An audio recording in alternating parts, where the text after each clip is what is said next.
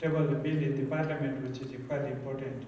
And as our parliament is going to be in for this session, I don't have any other window, so I have to rush.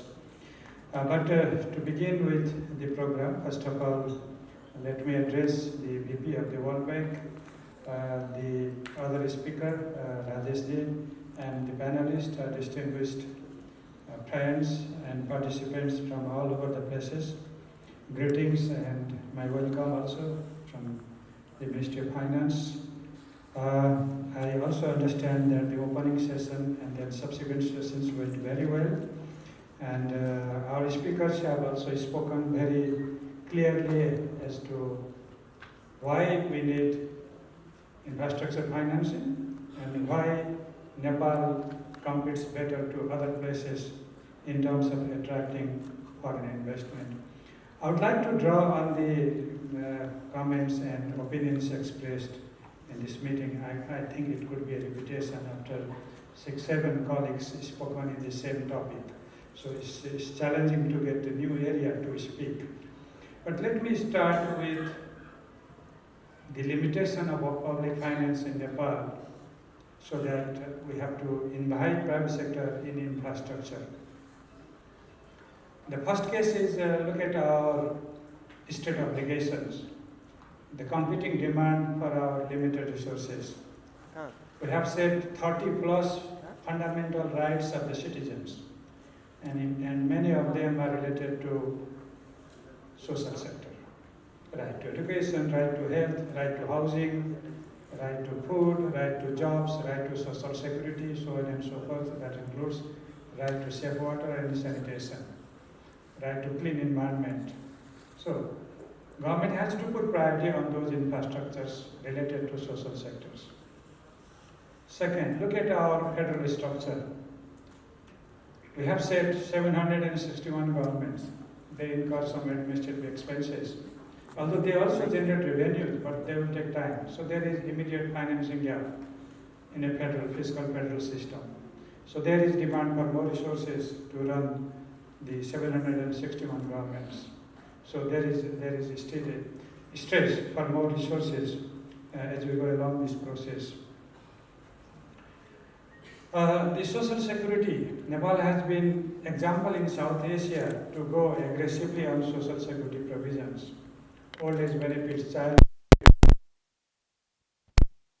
housing benefits, the list goes very long.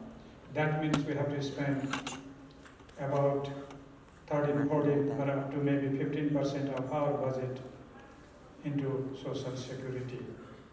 And then we have SDGs, which we have to commit, and the numbers our colleagues were speaking at the panel. Coincidentally, those were the numbers I worked out when I was out of government. So I also own those numbers, $2 billion.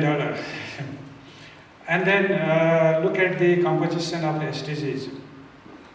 About 55 to 60% of the whole SDG investment requirement is in infrastructure. That includes, of course, industrial infrastructure, physical infrastructure, urban infrastructure, water and sanitation infrastructure, and energy infrastructure, to name a few. So, when you are asked to spend nearly 60% of the budget in infrastructure, whereas you also have obligations, so many obligations in the social sector, not to mention the unfinished job under Millennium Development Goals, which we did successfully make many of them, but still there are unfinished agenda. So we have also to meet those things. That only means that it is only the private sector that we have to bring in to develop our infrastructure. So if we are talking infrastructure, then we must also see that there is complementarity between public and private sector investments. Government cannot compete and should not be competing with the private sector, but it should be complementing to what the private sector does. And I give you some examples, and I take some examples how government wants to complement with you. Take, for example, power generation. Government should, after some stage, give up generating electricity. We can invite private sector to generate it. We can also trust private sector if you are willing to come to transmission. But initially it has become our job as a complement to your generation to take to the point of consumption of the electricity you generate. But the government would have its own resources to do the distribution and household connections, also for the poor who cannot really afford even the household connections. That simply means that there is complementarity in infrastructure in energy sector, in the road. There are companies, private companies, very willing to go to the transportation service, but we must be also providing good road conditions. Railways, companies would be willing to come in, but we must be setting railway links for them. Airports, airline companies are coming to invest, but some of the airports are never commercial, so we must be doing this infrastructure. Tourism, it's the same case. Some of the good destinations we have to invest as a complementary to the hoteliers who want to invest in hotel industry or in trekking industry. The list goes long and long. What I mean by saying this is that there is complementarity between what we do as government and what you can invest as a private sector and make money. What are the institutional reforms? What are the legal reforms within institutions and regulatory reforms within the institutions? And what are the policy reforms needed to enable private sector to come in, both domestic and foreign, into this process? I think this seminar and this conference must shed light on how the government should be proceeding with infrastructure policy reforms.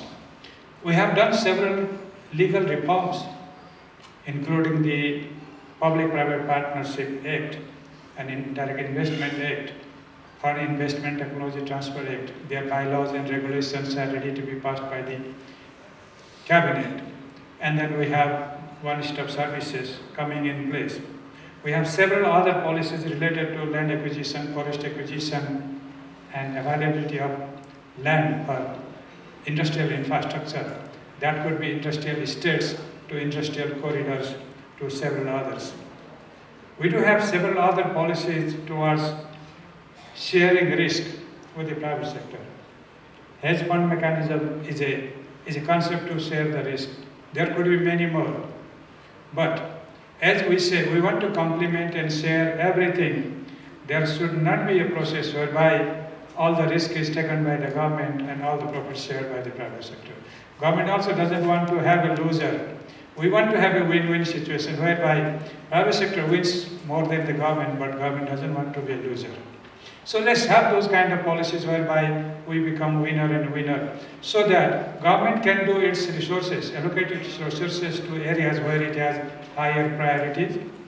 But having understood that infrastructure is equally important priority, we do understand that there are areas where you can run infrastructure projects as a business model. Government doesn't necessarily need to put all its money into those projects. So we have to differentiate between what kind of projects are commercially viable and private sector can take up with a reasonable amount of profit, and the infrastructure which government has to create as a complement to private sector. So when we are saying the infrastructure done in a business model where private sector can make money, we do understand that there are projects which also could be done with sharing of the cost. For that, one of the laws has already said about the viability gap funding modality, whereby government is ready to fill in the business, the profit gap that might arise from any infrastructure projects that we take up. We can work further into that and see how these BGF models will also work to co-work with the private sector to enable them to come into the infrastructure business. Hedging mechanisms, exchange rate hedgings. This is another mechanism of risk sharing. We do have a mechanism already applied in one or two energy projects. To the extent we have been exposed to foreign currency, government is ready and willing to share the exchange rate fluctuation risk. But let's not pass on all the risk to one party, either the government or the private sector. We are ready to equally share such kind of risk. And to the foreign investors, perhaps, we are there to ensure that your assets are secure your investment is secure, you repatriate the profit and your earnings and your principal as you want. And for that, we want to liberalize our foreign exchange regime. Very soon, we will be also producing our Foreign Exchange Regulation Act in the Parliament. That would be one step further in terms of liberalizing our foreign exchange market. The debt market, particularly the banking system, is well poised to generate more resources. As our predecessor, the preceding speaker told about the capitalization of the banks and the compulsion that we have made for banks also to invest in some of the infrastructure projects that includes energy and tourism. When I was the central bank governor, I took the liberty to impose our banks to invest at least 10% of the resources in this area. This calls for another kind of debate. To what extent the government should disrupt the market forces, if you like to call it in a positive term. People say it's a disruption to the market process. And to what extent this kind of intervention is necessary? This is a debated issue. But when you have to see markets function in a proper way, government must be having some prudent ideas as to how to make market better function. This should also be discussed. If you simply want markets to run on its own way, it would take longer time before we can make more investment in infrastructure. We have seen in the past. Take, for example, banks. Our banks were collecting overnight deposits, called money deposits, to the extent of 20% of their deposit. And you can guess where they could lend. With the money they have to repay tomorrow morning, where they could spend. In the areas where they could earn money tonight, it's not even tomorrow. So the money would go on trading. I said, no, it doesn't work. You have to have long-term instruments to collect your resources, your funding resources, and also tend to lend in a longer term so that you can make finance available for infrastructure projects. Banks have started doing it to our satisfaction, and we encourage banks to do it in a larger extent. The capital market, the stock market, another source of funding infrastructure projects.